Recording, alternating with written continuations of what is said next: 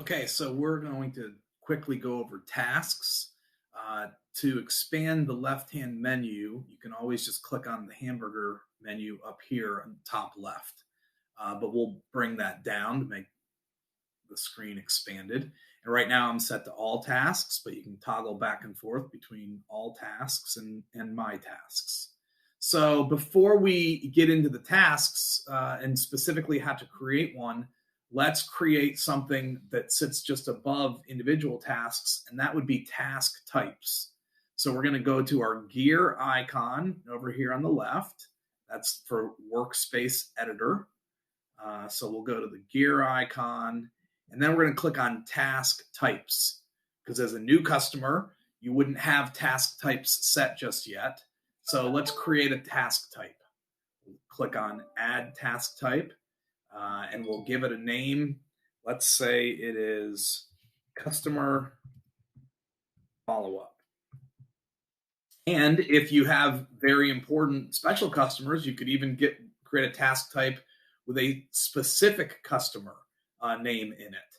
And so let me do that now and show you why that might make a lot of sense. So we'll, instead of just customer follow-up, we're going to call it customer ABC follow-up.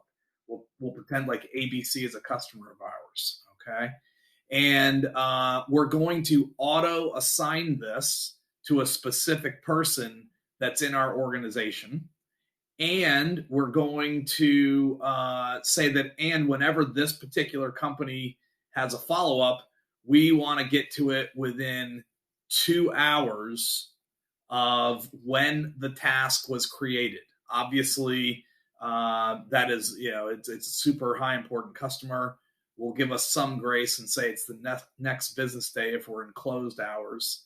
But we'll do it 15 minutes after we open. All of this is customizable. How does it know when we are open? That would be, we would have set that in our business hours in a different part of Workspace Editor. But all of this, works in tandem with other pieces of the system.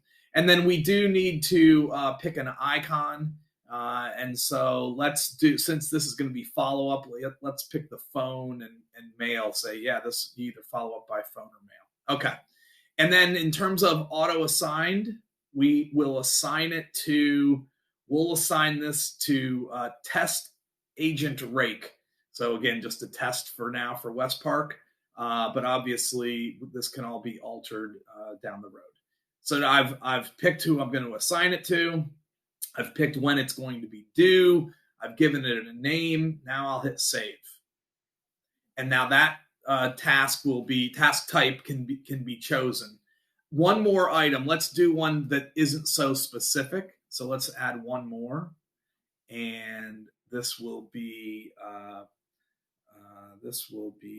send greeting email. And we'll use the same icon again. We will not auto assign this, and we will not put service level times in this. We'll let the person that creates the task pick all of that. We'll hit save. And that's a brief look at how to create a task type.